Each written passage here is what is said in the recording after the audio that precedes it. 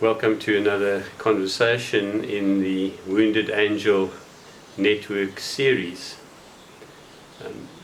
I'm speaking to you from the beautiful chapel at Temenos called the Chapel of the Little Way. And on the left side behind the altar is this very interesting icon painted by a South African iconographer, where you have the Christ or Jesus embracing the Buddha. There is the classic Buddha stupa, here is the classic Christian Christ, and the two figures are embracing iconographically.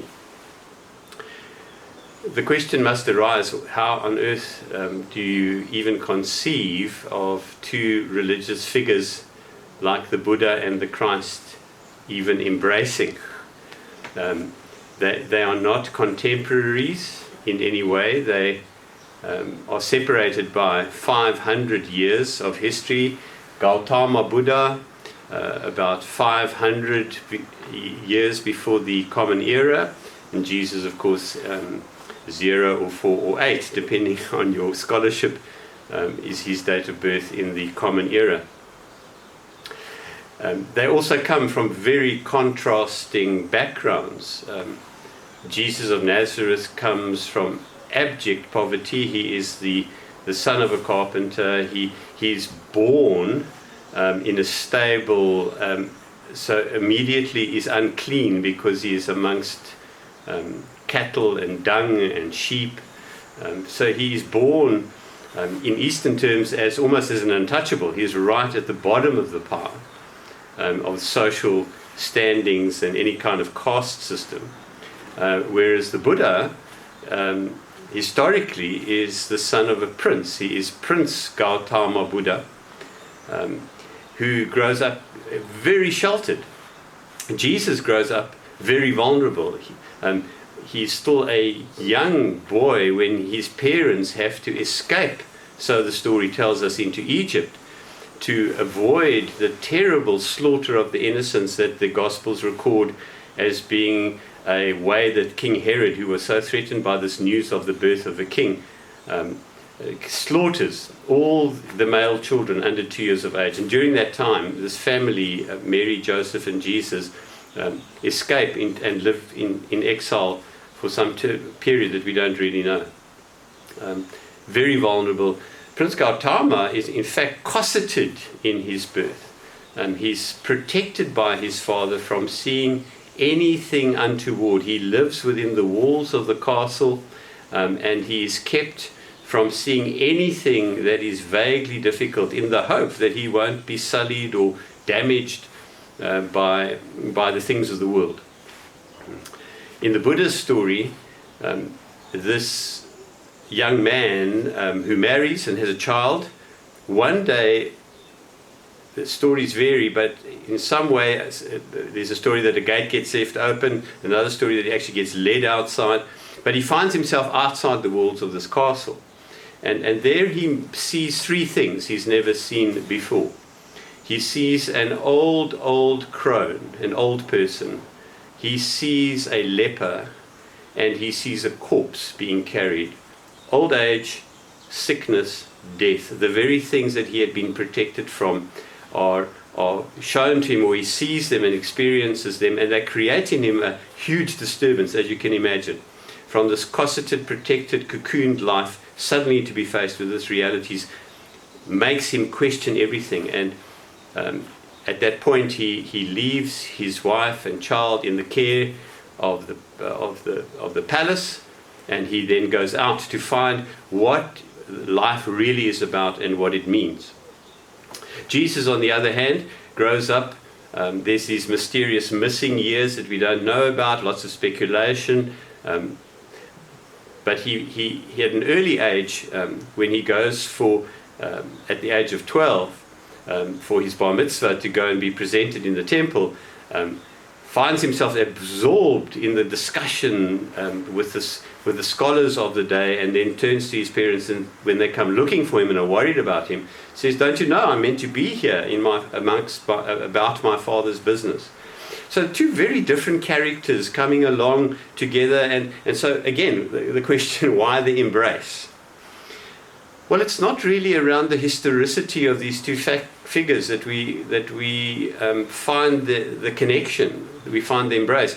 What we find as the embrace is the understanding that they both have of what it takes to find true liberation, what it takes to be set free, what it takes to become a whole integrated person. Classically, the Buddhists have got the methodology. I remember growing up as a Christian and being told again and again that I must pray. And when I asked how to pray, they gave me the Lord's Prayer, and they said, say the Lord's Prayer. But nobody really taught me how to pray. It was only when I began engaging with Buddhists and exploring a little bit into Buddhism that I found that the Buddhists have this very systematized method of meditation, and the classic teaching comes from the Satipatthana Sutta, where it says something along the lines of a monk goes and sits in the bole of a tree, and as he sits erect, he puts his awareness on the breath, and he notices when he breathes a long breath that he is breathing long, and he notices when he breathes a short breath he is breathing short.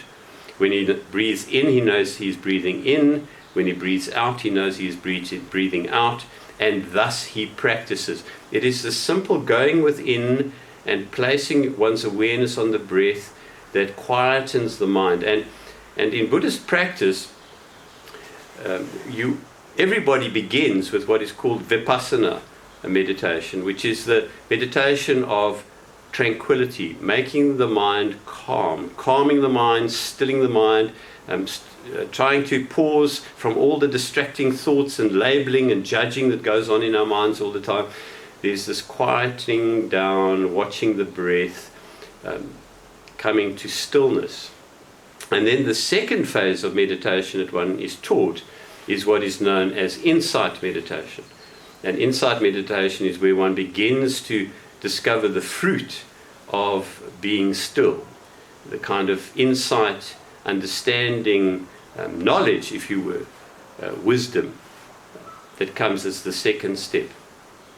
And this was very graphically illustrated for me in my own life. I used to have a goldfish pond in the garden, and I live in a very windy city in Port Elizabeth, so the wind often blows, and when the wind is blowing and the surface of the pond was ruffled, I could not see the goldfish that were in the pond, and I knew they were there.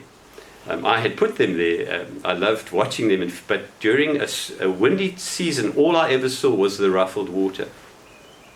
But when the wind stopped, when everything became calm, and the surface of the pool was flat, then I could see into the depths and see the goldfish swimming underneath. And so Buddhist meditation practice teaches us that through tranquility and the calming of that ruffled surface of our mind, we come to a place of clarity and understanding where we see, not goldfish, but we see what we need to see, and we understand what we need to understand, and we see things for the way they are. Buddhists described that state once achieved over many, perhaps lifetimes of practice as nibbana, the deathless, the place where there is no more fire, the place where there is no more longing and yearning and discrimination and blaming and guilt, where everything just becomes still. Where's the embrace, you say? Well, Jesus said exactly the same thing. Jesus comes from his busy world where it's more collective and less focused on the individual. It's more of a group religion, the people of Israel, the people of God. Jesus, don't forget, is a Jew. And he's part of this Jewish community severely oppressed by the Romans at that time. But even in this oppression and his struggle, and there's a whole political side to Jesus where he's confronting the religion of his day. Even in the midst of that, he still, in places in the Sermon on the Mount, says to his disciples, when you want to speak to your Father, go and close the door and speak to your Father in secret, and your Father who hears in secret will reward you. So even for Jesus, there's this coming aside, this drawing apart, this becoming still. For me, if I were to put a text, a Bible text, underneath this icon, this very beautiful icon, it would be from the psalmist, who says, "Be still and know that I am God." Be still and know. Can you see the tranquility? Be still. Can you see the insight? And know. And so we have these two very beautiful paths. One coming from almost an active busyness in the Christian tradition, and Christians have always been very active, works of compassion, doing things, changing systems, changing the world, perhaps sometimes not always in the best way, proselytizing, forcing their religion on other people, in kind of colonialism and missionary endeavors, well intended at the time, but now have been shown not to have been that helpful. But very activist. Buddhists, on the other hand, have spent a lot of time being quiet, sitting under the bole of the tree, sitting on the cushion, sitting in meditation, in the lotus posture. And both of those have been challenged by the world. The Christian would be said, you've been too active, you've been proselytizing, you've been colonizing, you've been missionaries, you've been violent even. You know, the Crusades is a very dark history. The Buddhists have been accused of quietism. All you ever do is sit there.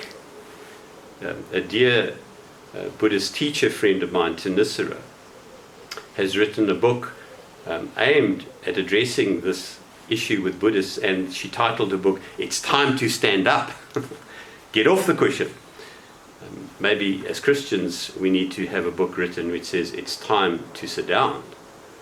It's time to be quiet. It's time to go into that inner chamber. So in this embrace, I don't see any mishmashing together of trying to form one religion out of the Buddha and Jesus. That's impossible.